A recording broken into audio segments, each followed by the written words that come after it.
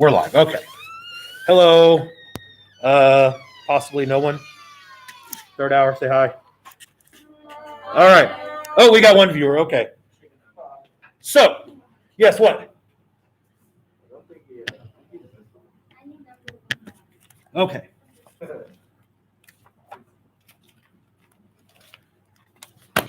There you go. Nope, that was terrible. Hold on. Wait. Yes, what? Uh-huh. There's one. So, people that are watching at home, there are two of you now. If you are following along, we have our 5 study guides out.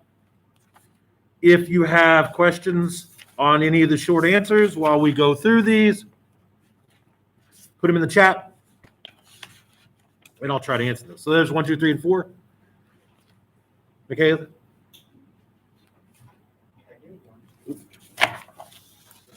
One, 2, and 3. Anybody else need extras?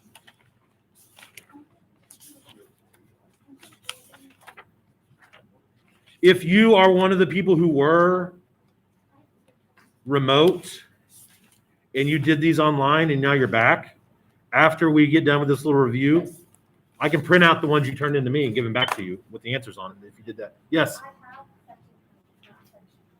You need what? I need section 1, not section 5. I have that. All right, here we go.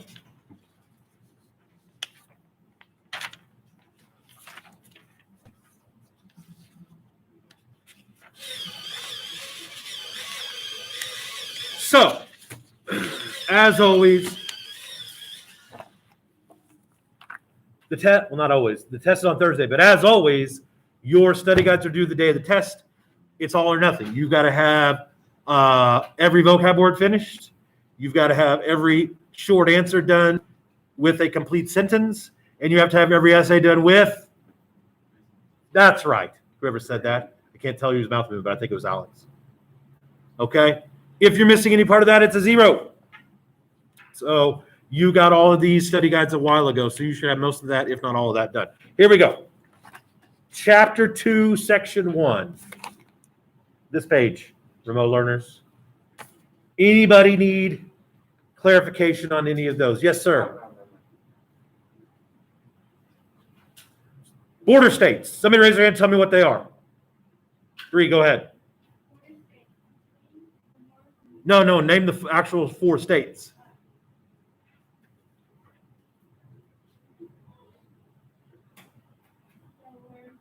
Delaware, Maryland, Kentucky, and Missouri. As always, state abbreviations are fine, but you got to put the right one. Okay? Like Missouri is what? No, that's Mississippi. M-O. M-I is Michigan. MS is Mississippi. The M one is especially get tricky. So if you don't know, just write out Missouri. Okay? Let's talk about number 5, strategies. What were their strategies for attaining their goals? Brandon, go ahead. 5. I know, but like, dude. Oh, The Union. you choose. The Union, I'm pretty sure wanted to restore. That's their goal. I'm talking about strategies. Like, how are they going to accomplish their goal? Go ahead, Aiden.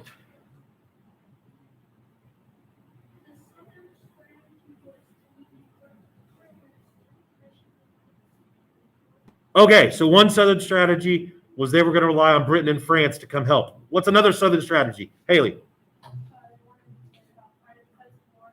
Fight a defensive war. Anybody got a third one for the South before we go on to the North?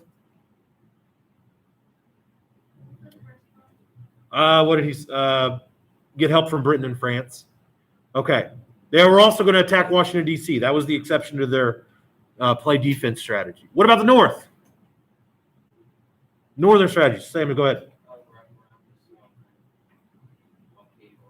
They were going to blockade ports, and they were going to surround the South. Well, that's called the what? Anaconda Plan. Okay. So number 5. Again, Northern strategies. Anaconda Plan and blockades. Southern strategies: get help from Britain and France, conduct a defensive war, and attack Washington, D.C. While we are thinking about this and while I'm looking at the test, let's re-answer the 4 questions that I left off the study guide. Remember those from the other day? 2, who were the presidents of the Union and the Confederacy? Who's the president during the Civil War? Not now. Who's the president of the Union during the Confederacy? Brandon. Wasn't it Lincoln? Wasn't it Lincoln? His first name is actually Abraham, not wasn't it, but yes. Bree, who was the president of the Confederacy? Jefferson Davis. Again, remote people, all 4 of these are on there, even though they're not on your sheets anywhere. The capital of the Union. Again, if you just keep in your head that the Union is the United States, this question is, what is the capital of the United States? You're in 8th grade, and that's like the middle square on a bingo card, right? It's a free one. Capital of the United States is what? Washington, D.C. And that leaves us with the capital of the Confederacy, which Andrew knows, Richmond, Virginia. Okay, so you need to have that scribbled somewhere on one of your study guides. Okay, capital of the Union, capital of the Confederacy, president of the Union, president of the Confederacy.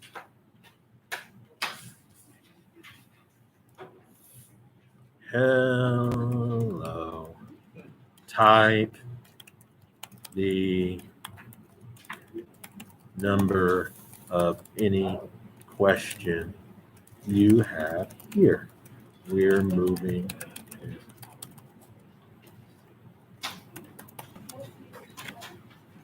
Here we go, section 2. Let's start with Confederate generals. Who, and again, I'm not going to go through every single one of these. So if you have a question that you want answered, you can ask, but I just want to spot check a few of these. Let's talk about the Confederate generals. Who were 2? And there are more than 2 in there, but there's 2 that are really super duper extra double famous. Braden. Stonewall Jackson and Andrew. He's northern. Brandon. I can't say his name correctly. It's Beauregard. He was a Southern general. Not specifically the one I was looking for, but that's a fine answer. Yes. Lee is easier to spell and say. Yes. Lee and Jackson are the 2 most famous ones. But those are not the 2 you have to put. There are more than just those 2. Beauregard, it was a famous one, but Jackson and Lee are not only the most famous, but they're also the easiest to remember and spell. What about the ships? Let's do that one real quick. Okay, because there's something I want to point out. Bree, name one of the 2 ironclad ships. The Virginia. And this is what I want to point out. The Virginia is the Merrimack. The Merrimack is the Virginia. They're the same boat.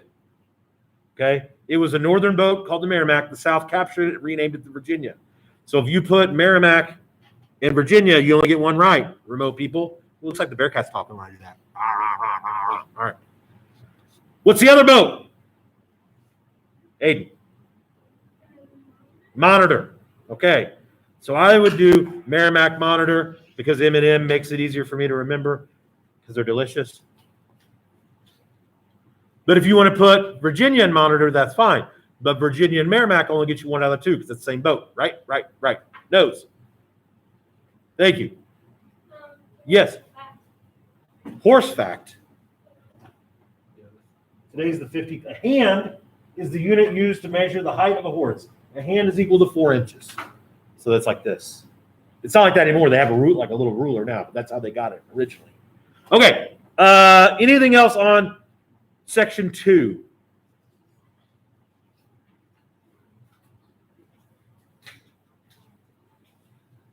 Yes, ma'am. 6. Why did some people say that and this spoils the number 5, Emancipation Proclamation had no effect at all? Yeah.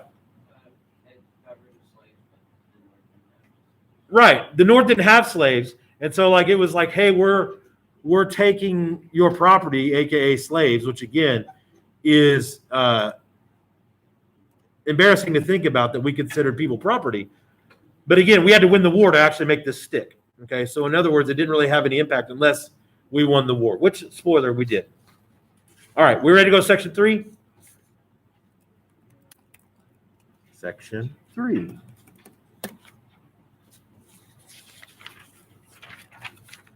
Let's do a quick spot check. Prison camps. Name the 2 prison camps for me. Bree.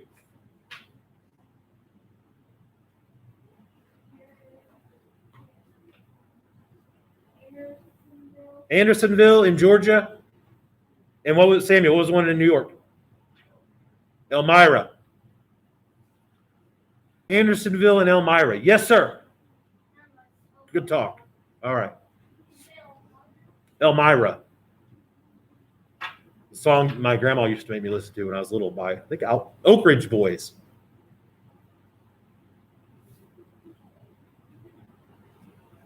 But it was about a girl named Elmira, not about prison. Or at least I think so. I don't know. I don't remember all the lyrics. Yes. 7. What were some of the issues that Northerners had with draft laws?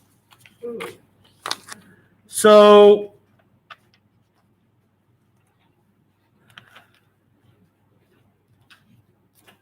anybody want to answer that?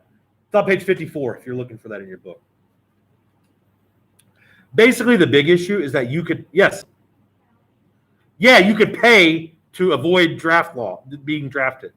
And so the quote in the book is, it was a rich man's war and a poor man's fight. And so people were upset that, like, hey, we're starting this war, but if you're a rich boy, you could buy your way out of it. Whereas I can't afford the whatever, $300, which was back then a lot of money. If you couldn't afford that, you had to go fight. But if you could, you can get out of it. This is similar to what's going on still, in modern times. People still get upset that rich people start the war and poor people have to fight it. Yeah.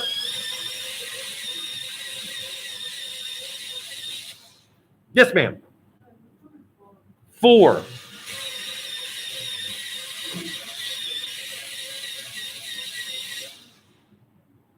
What were some health problems in the prisons? Bree. It wasn't clean. In other words, they were eating and drinking doo-doo water, which is very bad. Yes. Diseases spread that were contagious, that were not from necessarily the doo-doo water. Yes. There was not enough food. There weren't enough blankets. They slept in holes. They were overcrowded. Like there was, what did they say in there? 30,000 people for 33,000 for a 10,000 person prison. All right, here we go.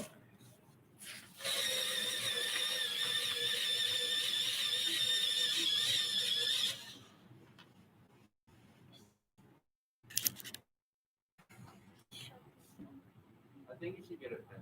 Aiden's going to sharpen his pencil live on YouTube now. Oh, yeah. I mean, the viewers from bottom. Nailing it. All right. Here we go. Section 4.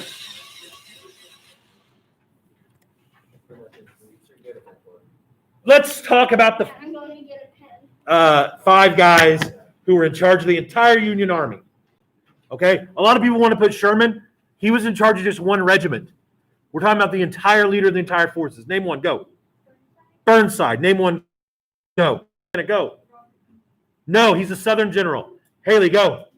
Meade. What's the one we're missing? Ulysses what? Grant. There we go. So, McClellan, Burnside, Hooker, Meade, Grant. On your test, they do not have to be in order. Just whatever the order I said was the actual order, but you don't have to put them in the chronological order. What about 5? What battle is seen as having turned the tide of the war? Savannah. The one before that, yeah. Gettysburg.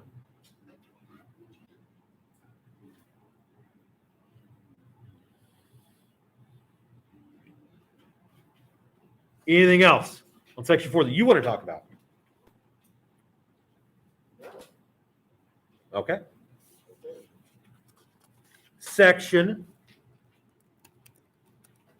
5.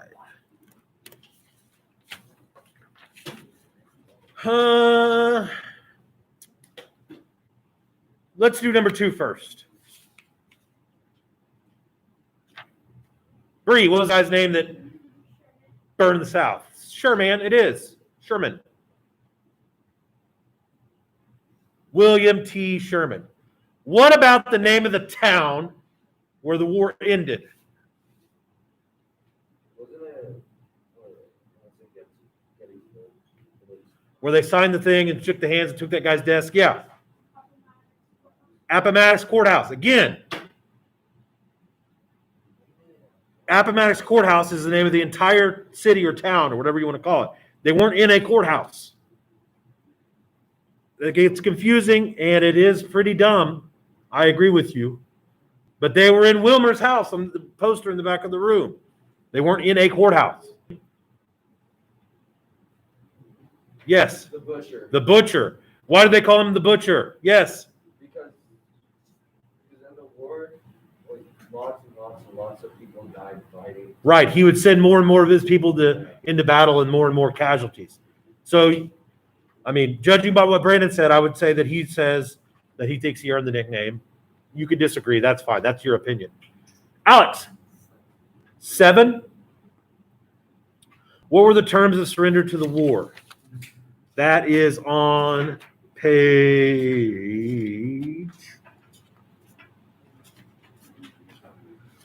70. They shook hands and talked a little. Then Grant offered his terms. All right, who's got that? Terms of surrender. The terms of surrender. Haley, go ahead. Right. So the 3 terms were you could keep your handguns, officers could keep their horses, and we won't like shoot you as you walk home, which is very kind of them, you know. Thankfully, people offer me the same terms to go home from school every day. I'll let you go back to your house. I won't shoot at you. Thank you. All right. Anything else on Savannah? 4. Why did Lincoln choose Grant to be the man to finish the war? Bree. He said he was willing to get the job done. He's going to finish this no matter what. He was what we used to call ruthless. What you now say is savage. That's like 3 years ago, but still. I'm old. I don't keep up on that stuff. Okay. Anything else? Remote learners, if you have questions on the study guide that we didn't cover, feel free to send me a message on Google Classroom. Your test is Thursday. If you're missing any of your study guides, turn it in by then. And third hour, say bye. Bye. Okay, bye.